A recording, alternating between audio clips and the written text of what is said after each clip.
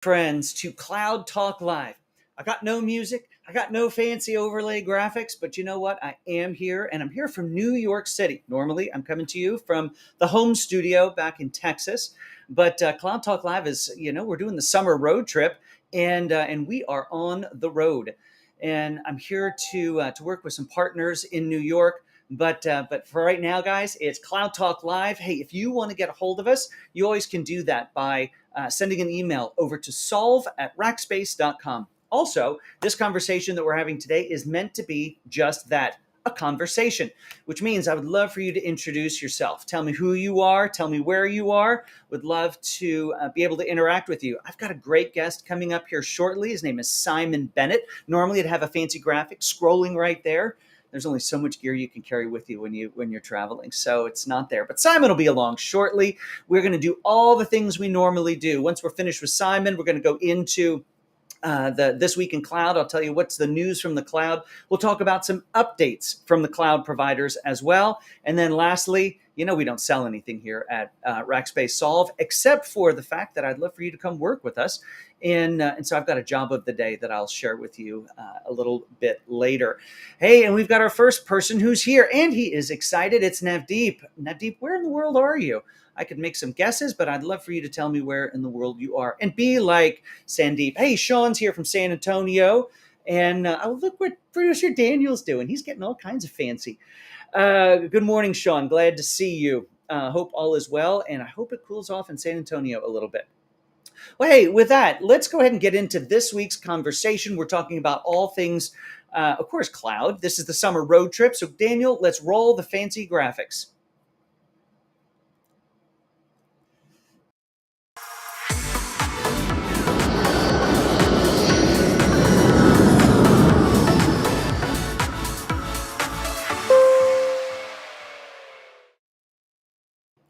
That's right. Welcome to London. And with the trip to London, would be remiss if we didn't get a chance to talk to Mr. Simon Bennett. Simon Bennett is the CTO of our EMEA region, and he has spent a huge amount of time not only working in cloud transformation, but with a deep understanding of what's happening inside public sector. Now, let's bring on Simon up on the stage. Why don't we? Simon, welcome to Cloud Talk Live. Good morning, Jeff. Thank you very much. And welcome to all who've joined in. Welcome indeed. We've got folks from San Antonio. We've got folks from Navdeep looks like he is in Canada. And I'm sure others will be introducing themselves shortly. Be like Sean, be like Navdeep, and introduce yourself. So Simon, you've been working inside of IT for just a little while now, I understand it. I've done a few years now, Jeff. Yeah, must admit that. I think too many to count, to be honest. I ran out of fingers and toes. So it's more than 20. Well, you and I did a podcast, my gosh, it's probably been about a year ago now. And we talked about all of the different, kind of phases of transformation that you've been a part of, starting even inside of that mainframe into client server, many years of client server. And then, Mexico's here. And then, of course, now into the cloud business. And cloud brings a huge amount of opportunity for transformation. But what we want to talk about today more specifically is some of those aspects of cloud transformation as it relates to public sector. Now, Simon, your experience in public sector is largely in and around the UK. Are there uniquenesses or differences that you would think public sector from country to country or region to region? No, I think in the main, it's pretty much the same. I think the only thing that governs you slightly different are the regulations associated with each country or region. But in terms of the work you generally do, it's pretty similar, just with some small differences around the margins. Got it. Hey, we've got folks from Florida. We got folks from Mexico. India is here. Bunty, welcome. Glad that you're here. So guys, continue to introduce yourselves. We'd love to know that you're here. So the bigger differences, not necessarily from region to region, would just be what are the regulations. We know there's a lot of regulations.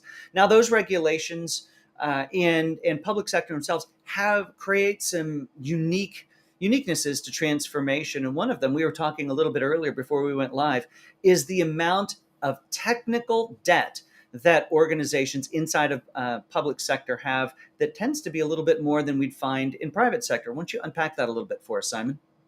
Yeah, I think what often happens is that investment cases in the public sector run a project and then things go live and they sit in maybe in a data center, but they run until to a certain extent they need to be replaced rather than having a more regular refresh cycle.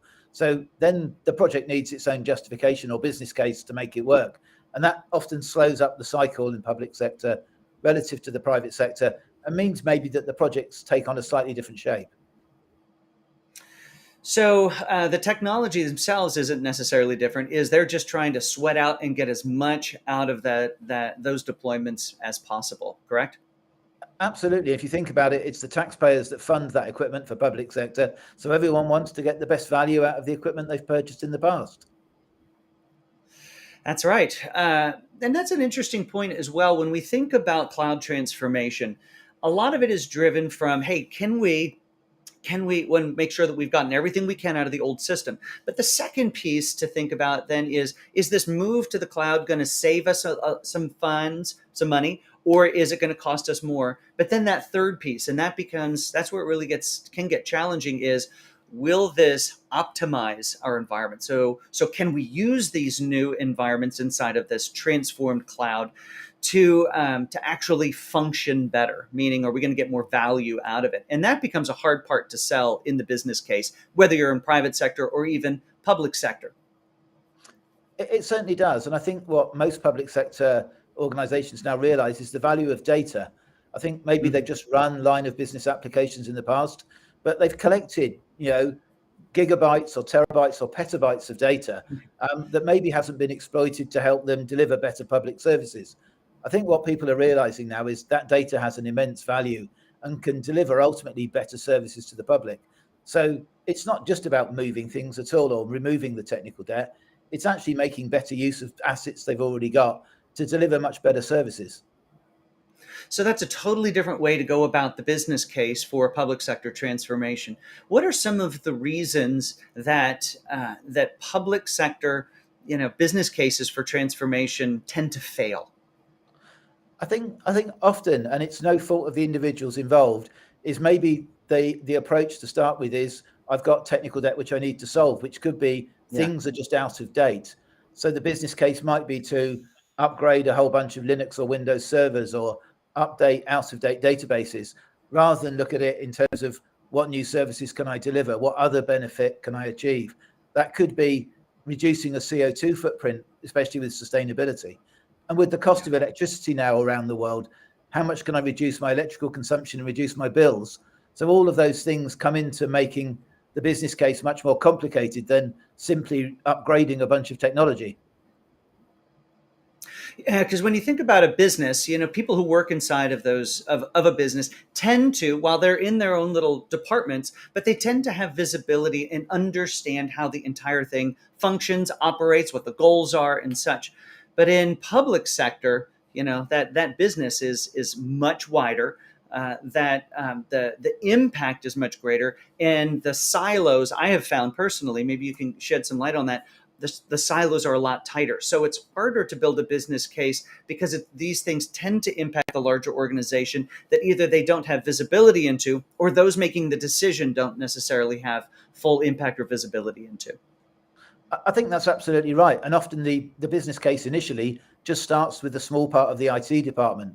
It doesn't start Yeah. with the wider benefit to the department at large or the public they serve or the function they serve. And it needs to be able to broaden out, which often takes a little bit of convincing of the stakeholders, because you've got a different set of stakeholders that might evaluate that business case in the first place. And I think there's a lot of not only the technical side, but the messaging, the overall building of that case, and the stakeholder interviews you need to do to create the business case is often quite different. And everyone is very busy, and you need to persuade them of the merits of what you're doing as much as doing the work.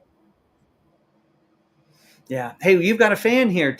Looks like David Price is excited to see you here. I also want to say hi to Zalal from Turkey. We don't often get folks from Turkey. I'm so glad that you're here today. Love that we have this global audience, especially while we're doing the summer road trip, interviewing and talking to folks all over the globe. So David Price, welcome. Glad that you are here. we also have Mexico here and such. So, well, when we think about the reasons for building a business case and ways to make that business case more successful, there is one characteristic that today is helping business cases succeed where they haven't been able to in the past. And Simon, you mentioned this to me earlier, but that's in and around sustainability. So maybe you can unpack why sustainability is helping these transformation business cases actually get approved. Okay, so that as a subject is quite fascinating now, and especially in the UK where I'm based, a lot of the times now there are mandates to reduce the CO2 consumption, and that unlocks funding. So if you can demonstrate that you are reducing your the amount of pollution, the amount of CO2 you generate in a project, it often unlocks different sources of funding, and it means that you get different stakeholders who are very interested in the project you're then going to undertake. I know, for example, within the NHS digital initiatives, there's a whole focus on how do I reduce my CO2? How do I make myself more efficient? And that whole process and the business case, but also the journey to cloud and generally being more efficient, ticks a number of boxes in terms of those sort of mandates from government at a more national level, which can be then deployed at a more local level in terms of unlocking sources of funding. Isn't that interesting? Because we talk about how different public sector has all these different requirements for what you can do and what you can't do. But when you start ticking the box and having the requirements that says, look, these digital solutions have to be more sustainable, that actually unlocks funding that wasn't available before. In fact, maybe even forces a transformation where one wasn't going to happen before. Sustainability in cloud transformation is actually a really huge thing. And sustainability, we think about it in the context of, green. It's what comes to mind. It's what we've learned. But there are actually three aspects to sustainability. One is it environmentally sustainable? The second to that, is it economically sustainable? And a lot of people don't necessarily think about that, Simon. When you think about, before, hardware was procured, by going through finance and getting to procured through procurement. Well, now hardware oftentimes gets acquired, or infrastructure gets acquired through a line of code, and it completely breaks down, that whole process. So talk to me a little bit about how public sector, if there's some uniquenesses there about putting the right governance in place in these transformations to ensure that these solutions are economically sustainable in the long run. I think economics plays a massive part in it, because ultimately the number of, customers, if you will, or the public that consume that service, you can truly tie your use of resources to how many customer interactions you have. And that certainly plays a role in things like serverless computing these days, where you can absolutely tie down the service that you deliver to the cost in terms of compute, and therefore the actual pound or dollar amount you would pay for that service. So if you're then building a case on the members of the public you might serve in a government function, you can say, well, the cost to serve per customer or member of the public can actually have a pound or a dollar amount associated with it, whereas before it was just an aggregated lump in hardware or software licensing. So you're actually really tying the services that you provide to the cost you incur to provide them. And I think that really makes people look at the problem in a different way. That's right. And that's really when I start to get really excited about transformation like this. We think about people who really open their eyes to the opportunity that exists, not just, hey, we can get some new capability, but we can reinvent the way we even approach compute altogether. And it causes public sector teams to have to rethink the way they go about their business. And even reconsider the entire business process. I love that you brought up NHS. We've done some work with NHS, and they are completely rethinking how they serve the healthcare there in the UK, and that's when technology really gets exciting. And you brought up before, and I want to dip back into the topic, data. Data has, up until this point in our evolution of technology, I call it the necessary evil. We've had to have data stores. We've had to have databases to make the application itself function.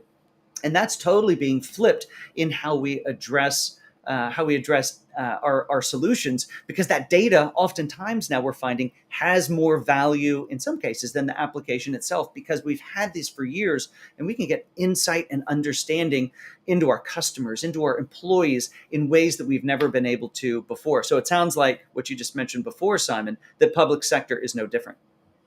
It absolutely isn't. And I think, ultimately data has been collected for years and years, but no one's known what to do with it. All of a sudden, people are going, well, what can I do with that data that I've been collecting? Can I look at it in a different way? Can I analyze it? Can I use it to gather insights on services I already offer?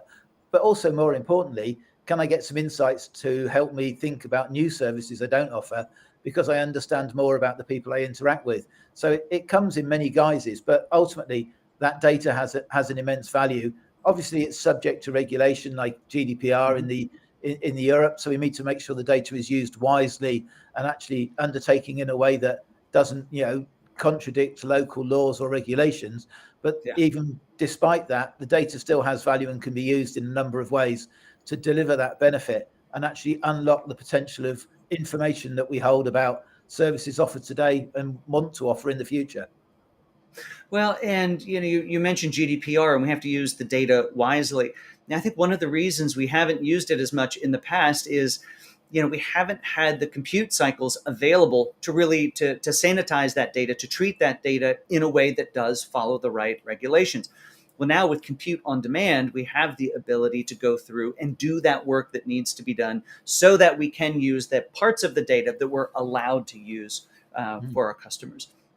Um, and so, data has been that, again, I call it that necessary evil. A lot of people now are calling data, they call it the new oil, meaning there's value there. I don't necessarily like that expression as much.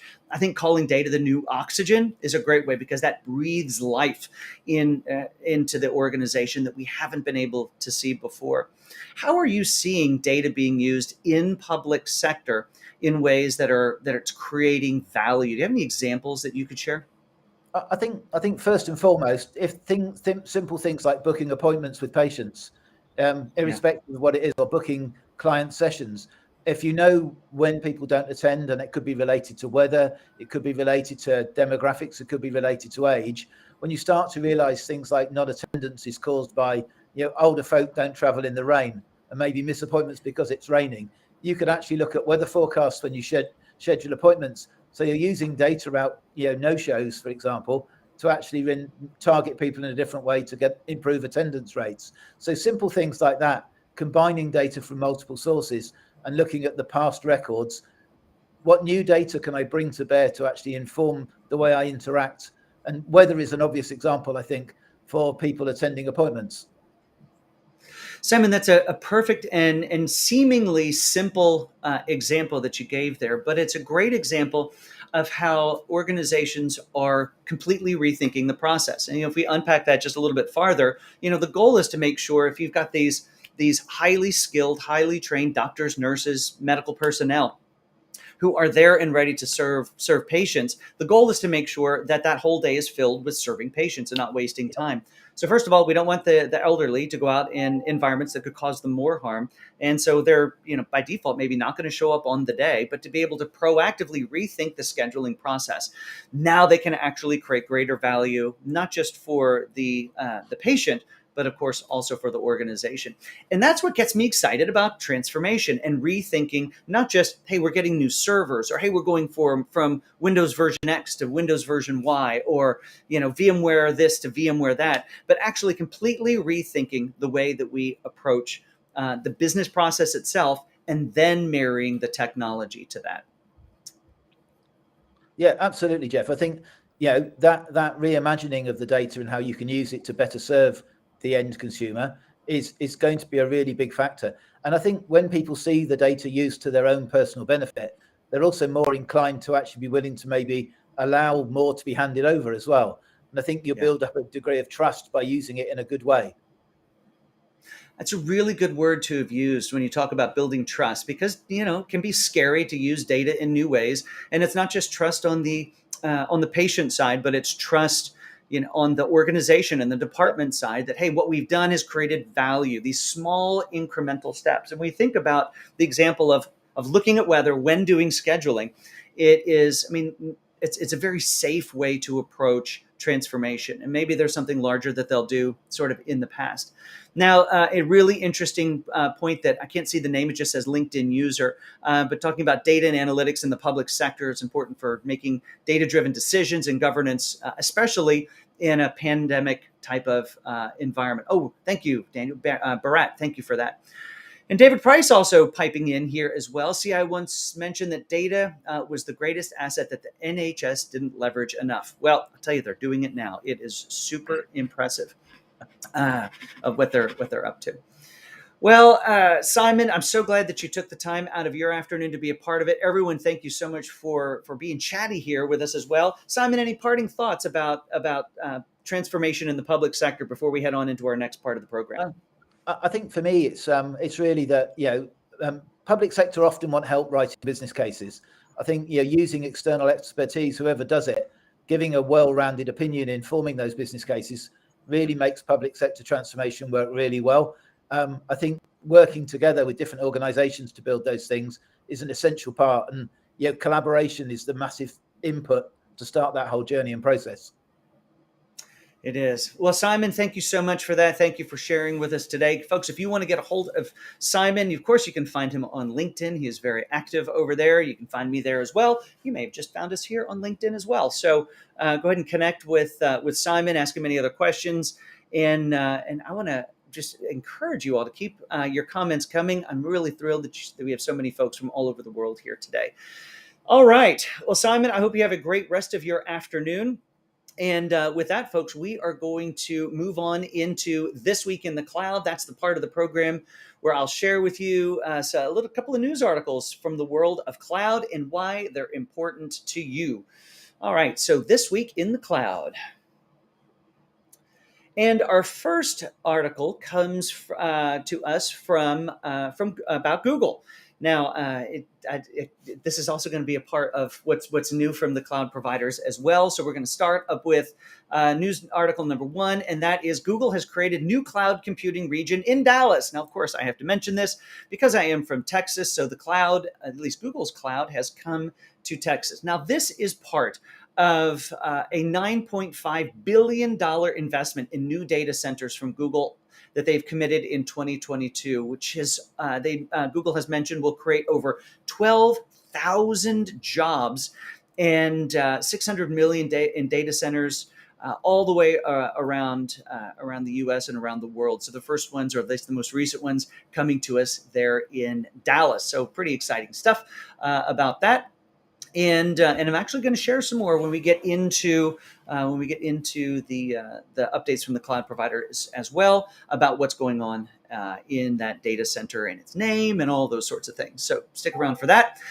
Also in the news is more companies are adopting multi-cloud strategies. That means that the costs are going up and up. Now, cloud costs are huge, folks. And what people are starting to realize is that when you are, first of all, understanding the cloud bills that you're getting from individual providers can actually be quite challenging. But once you have more than one cloud provider, and here's the little secret, everybody's got more than one cloud provider, how you're connecting those together and trying to make sense of it becomes extraordinarily challenging. Now, I've told you before, we don't sell Rackspace stuff here, but I will mention we've been working on solutions to help our customers be able to understand and have unified billing. But because that's one of the huge challenges is how do you, one, equate these bills and understand and correlate them. But the second piece is oftentimes those bills are coming into, and those resources across multiple clouds are coming into even the same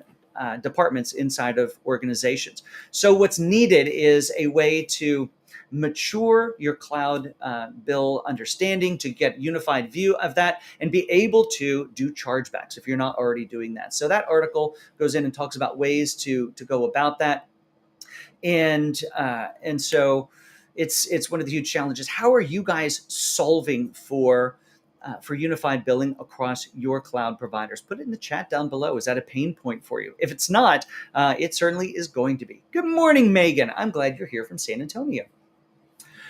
All right, with that, we are going to move into the section where I'll tell you about some new updates from the cloud providers themselves. Now, one of these, I always start with AWS, we then go to Azure, then we head on down to Google. So I chose the one from AWS today because it was a completely new way of approaching service catalogs. Hey, Budapest is here. I don't know if I've ever had anybody here from Budapest. I'm so glad that you're here. Welcome. We're here every Tuesday and sometimes on Thursday as well. Oh, we've Oxford. I love Oxford. It's beautiful there. All right, sorry, distraction. A little ADD this morning.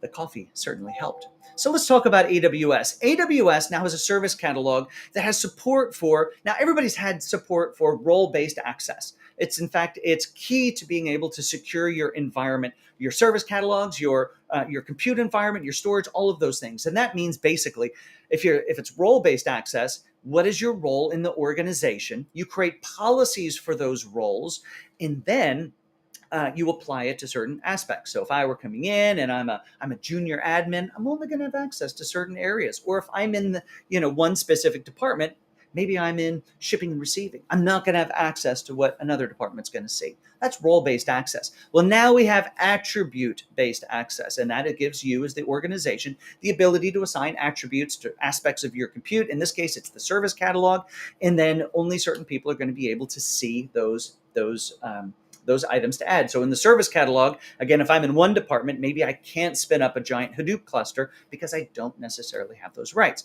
So attribute-based access, that's ABAC, a new acronym for you to learn. There will be a test later.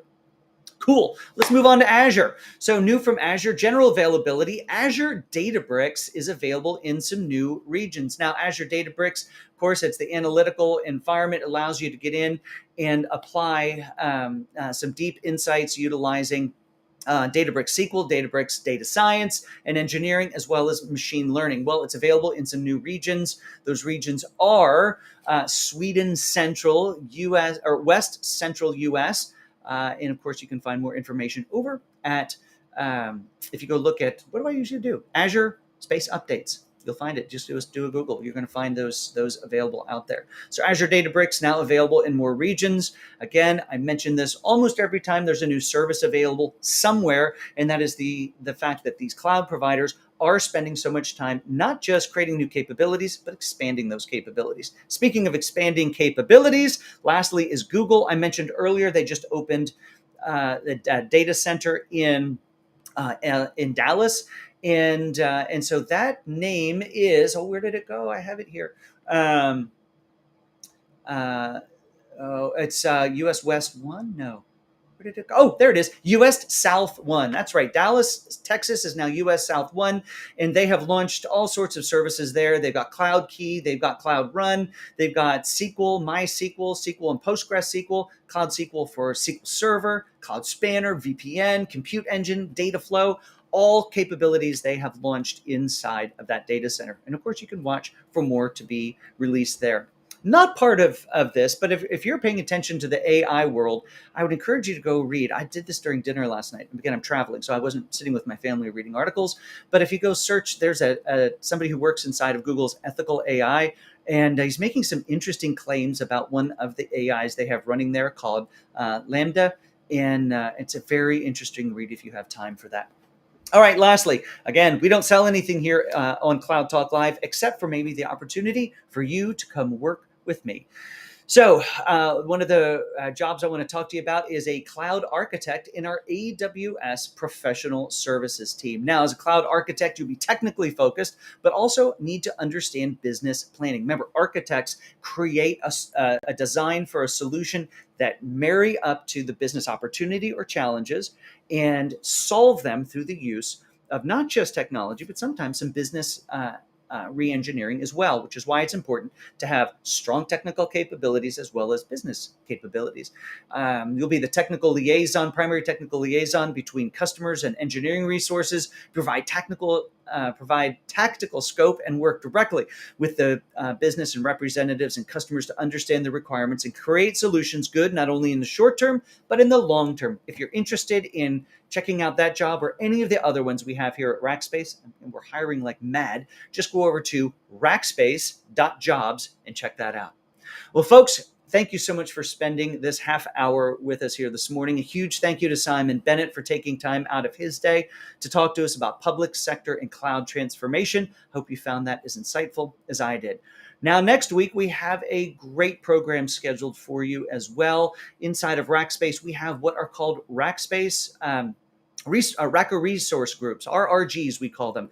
And depending on different types of communities or groups inside of Rackspace, they get to form. There's resources that Rackspace makes available in the form of some funds, as well as all sorts of other things. Well, in honor of Pride Month, we're bringing in our Pride group, and they're going to share how that group has how RRG has impacted them and their community. So I hope you'll be here next Tuesday for that program. Everyone, have an amazing rest of your day. And until next time, I'm Jeff DeVerter. I'm your host and the Chief Technology Evangelist here at Rackspace. Have an amazing day.